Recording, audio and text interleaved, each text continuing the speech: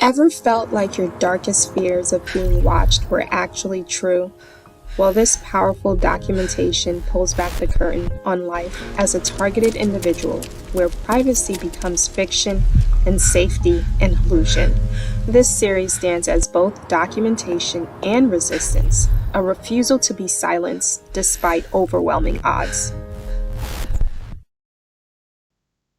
Hello, welcome to the Diary of a Sane Black Woman. I'm Marie, your host. Today, I want to talk to you about the ripple effect. And the ripple effect can pertain to many things, whether that's gossip, slander, harassment, or even silence. So, just to give you a visual, if you can just sit down and imagine when a stone hits the water, ripples spread. So that means one choice, one word, or even one silence doesn't stay still, right? It moves outward, essentially shaping the people around us. That, ladies and gentlemen, is the ripple effect. And I remember I came across this term when I was taking a training essentially at work. It was about workplace harassment and workplace bullying and how to spot it and, different things that basically encompasses that subject matter. So when we got to the term the ripple effect, they showed an image of people essentially following each other over a hill. And that hill, at the end of that hill, was nothing, right? So they were going to actually fall over. But because everyone was just blindly following each other, they were just going with the flow, right? Regardless of where that was leading them to. And so that is what the ripple effect is all about. The image was essentially meant to illustrate how easily we follow the crowd, even when it leads to harm. And that could be harm to yourself as well as others, right? And so, in psychology or workplace training, that's what they use, or that's what they call the ripple effect. So that's what I want to talk to you about today. I want to talk about how silence and participation creates ripples that either uphold justice or reinforce harm. Now, let's define the term, right? So let's start with the actual definition of the ripple effect. So I gave you a brief illustration of what that might look like. I gave you some examples. I gave you a visual example as well as, just basic things that people can do that reflects a ripple effect. And so in psychology and workplace training, the ripple effect is defined as the phenomenon where a single action or event spreads outward, influencing others beyond the immediate situation. So, like a stone dropped in water, the impact radiates in waves, affecting not just the first person, but everyone connected to them. So, in parallel, there is another term, so conformity. Now, conformity is the tendency to adjust our behavior, attitudes, or beliefs to align with the group, right? The group can be any group, right? Whatever group you subscribe to, whatever group you're trying to fit in with, right? So even when the group is clearly wrong, you basically follow along, you go along with it, right? And so Solomon asks, famous experiments showed people giving obviously incorrect answers just because everyone else did. So here's the connection. The ripple effect explains how behavior spreads. Conformity explains why people go along with it. And the ripple effect isn't just silence, it's imitation. It's escalation. It's people ganging up without thinking twice. It's the crowd that doesn't question why they're targeting someone. They just follow the pattern. So let's take a look at the ripple effect of silence and harm in my specific story, right? This is the diary of a sane Black woman. So I do want to give you concrete examples in my life and my story and what I've experienced and what I continue to experience. So as it relates to stalking and harassment, both cyber and in the natural, right, in person, because again, I'm at the stage where it's not just cyber stalking and harassment, it's both cyber and in person. And so if you've watched even my first couple of episodes, you'll know that essentially I'm a targeted individual, right? And so that alone makes me a target for so many things. But in this instance, we're talking about what I've experienced as it relates to cyber harassment, cyber stalking. And so I continue to experience this. So, if you've even watched my first couple of episodes, you'll get hints of, my story and what I've experienced. So this is just another aspect of my story, basically going into the ripple effect. And so what does that look like in a ripple effect situation, right? The cyber harassment, the in-person stalking, the in-person harassment. Well, as previously mentioned, I've experienced stalking and harassment at work, at school, where I live, online, and pretty much everywhere I go, right? So basically, nowhere is safe, right? Not even in my home, which is so sad, right? Where you can't even feel safe in your own home. So the most intriguing part about this whole thing is that no one seems to have the courage to say that this is wrong, at least from what I can see, right? Maybe there are people behind the scenes that are saying this is wrong. Hey, I'm not going to participate in that. But pretty much everyone seems somehow to join in, right?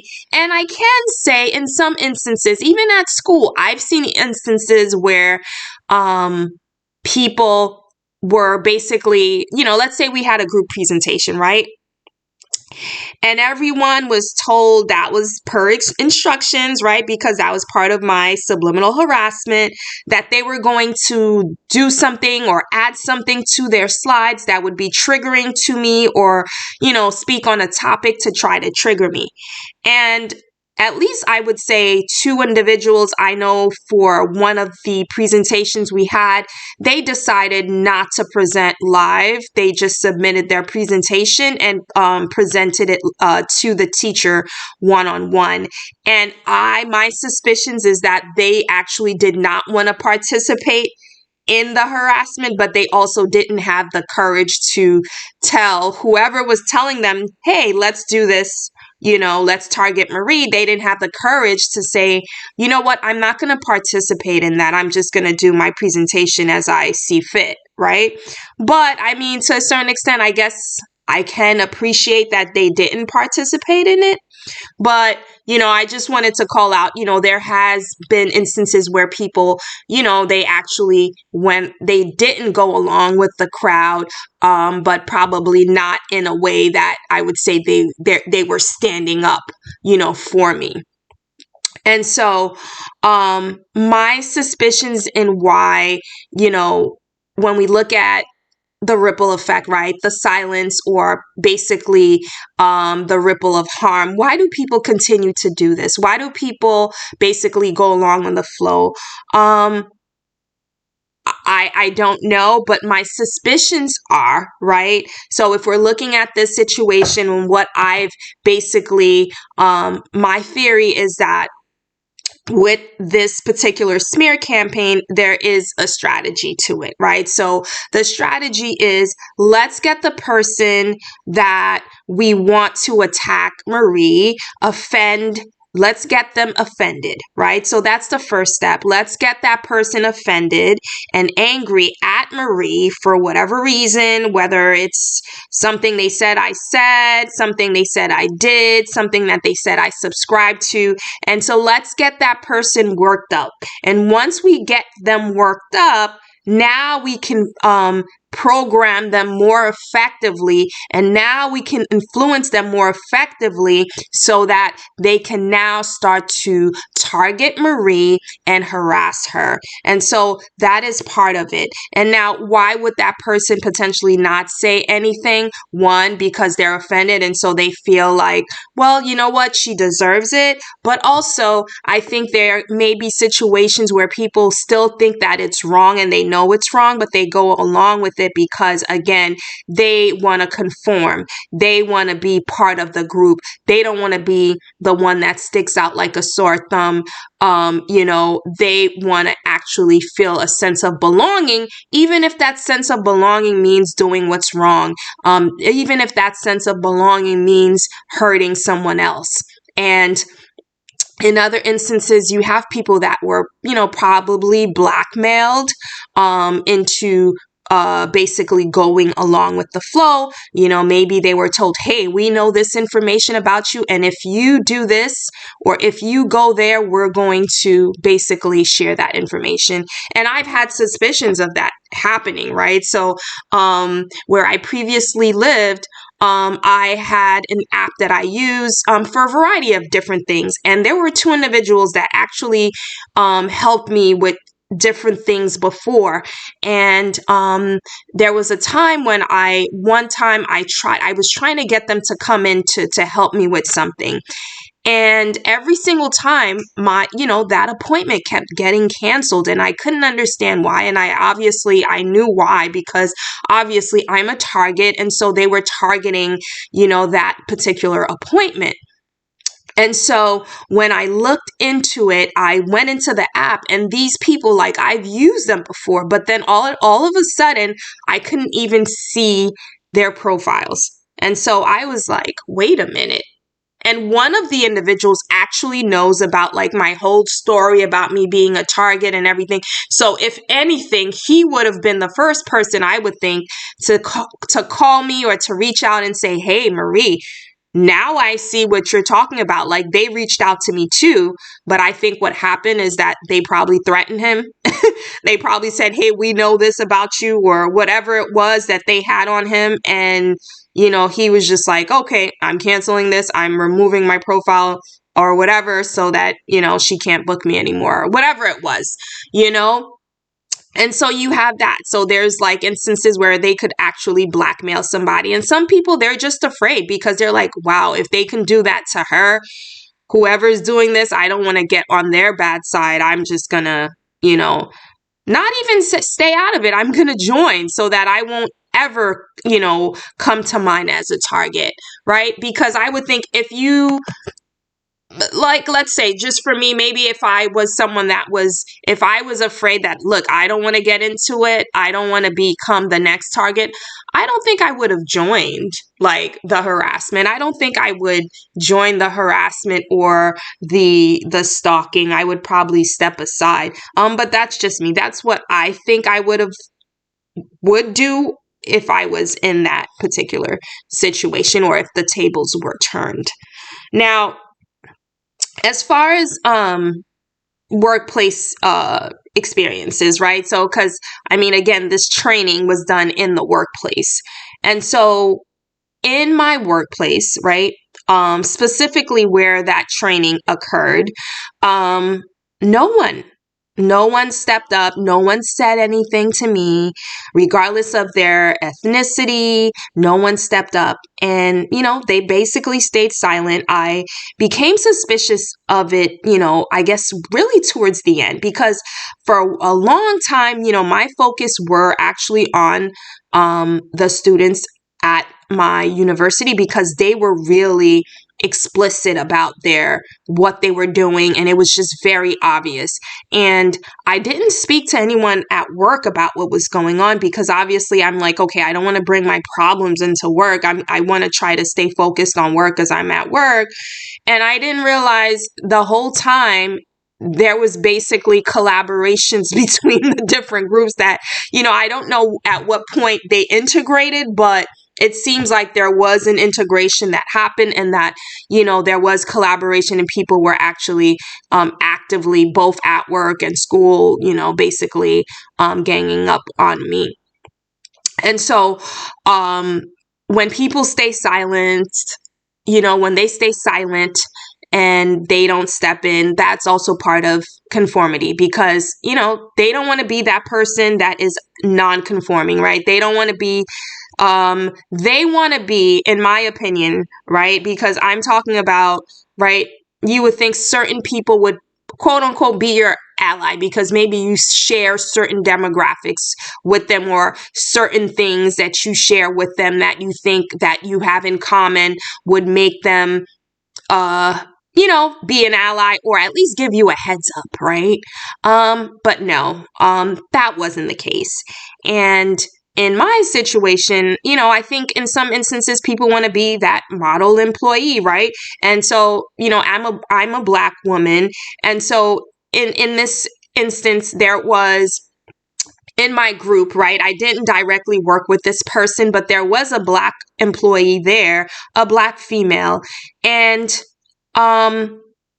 she never said anything to me.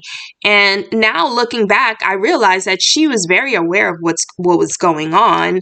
And sometimes, I mean, we've heard this before, like, some people want to be that model Black employee, or the model minority, right?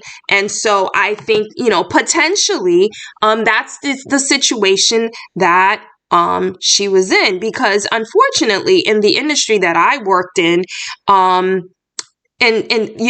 diversity is scarce, and where there is diversity, it's usually in entry level roles, or support roles and things of that nature. As you go up, diversity is not really prevalent.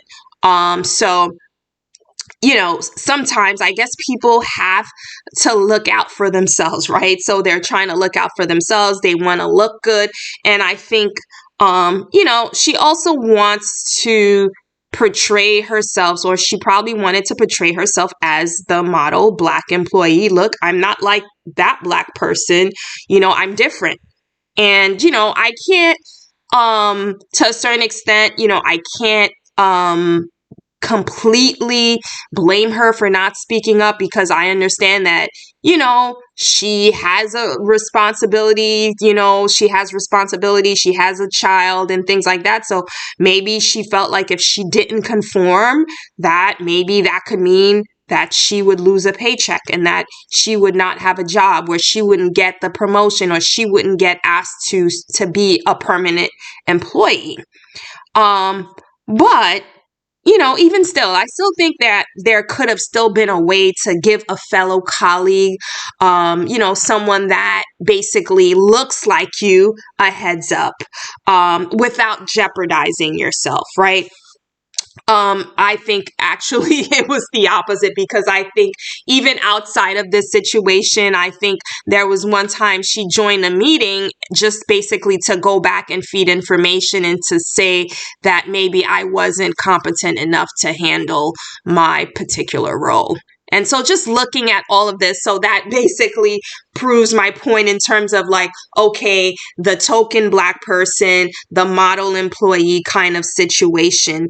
And so, that's essentially, maybe, like, if I had to make sense of why did she not speak up, why did she go along with the crowd, even though this was a woman, a Black woman, a woman that looked like me, she didn't speak up for me, but she actually, went along with it, and basically, kept silent. And so, see, that's pretty much it, for that story. I mean, I could go on and on and on about, like, the model employee, or the token Black person, even, one other example I'll probably, share here. I think it's still, relevant. If we look at, you know, if we're looking at, okay, the model Black person or the token Black person, right? Because they want to be the only Black person in that particular department, or they want to be that Black person that, oh, see, I'm not like them situation. Looking back, before I didn't realize this, but now looking back, right? They say that hindsight is 2020, right? And so now looking back at everything that's happened, and this particular employee, her hair was natural and she always wore it back, in a bun. I think maybe she wore it out naturally a few times, but for the most part, she's worn it in a bun. And all of a sudden, I noticed that, her hair was blown out and pressed, and, I just thought, oh, okay, yeah, she got a haircut or whatever. And I think we had photos and I thought it was maybe for the pictures or whatever, but no, now that I'm looking back, I think it was also based on things that were being shared about me, whether they were visual things or different things that were being said about my hair or my hair texture and things like that. And she didn't want to fall in that category. Now, don't get me wrong. I'm not against pressing your hair. Look, my hair is natural, but I've blown my hair out. I've pressed it. I've worn wigs. I've worn braids. I've gotten relaxers in the past. So I'm pretty versatile when it comes to hair, but my hairstyle does not, like, whatever hairstyle I choose, at least that's how I feel, is not reflective on how other people would look at me and to say, well, okay, she's the model Black person because, okay, her hair is straight kind of situation. But now reflecting back, I think that's what it was all about. Because of all of the things like the breadcrumbs that I've gotten and things that I've seen, that, okay, there were discussions about my hair and my hair texture, my wig, that I wore at the time and things of that nature. And so, yeah, I think that's probably what, influenced her to do that. And so that again goes back to the conformity piece, right? We're talking about the ripple effect, but we're also talking about conforming. So now I've also noticed this in other settings as well, right? So when we're talking about the ripple effect and people not doing what's right. So in other settings, so this individual clearly knew they were talking about me, sharing things about me, even images, but, they said nothing because I would see the whispers, the sudden, let's all go to the break room invitation, except, I wasn't invited to go to the break room, right?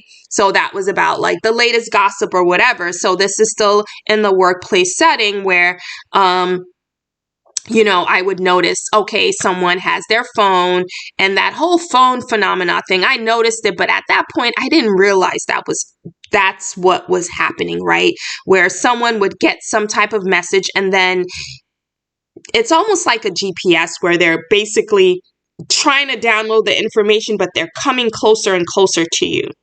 And so one of my colleagues, she was in the room with me, and then she started going crazy on her phone, and then I realized she went to the meeting room next to me, and then she was, downloading, whatever it is that she was doing. And then I guess she came across an image, or she came across something. And, at that point, she basically called everyone to go,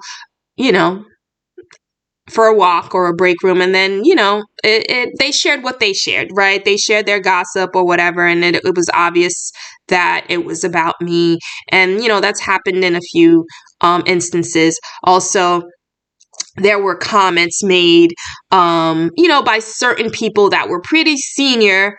Now that I look back on the comments that were made, it leads me to believe that they also knew what was going on, but they never, they didn't speak up, right? When they should have.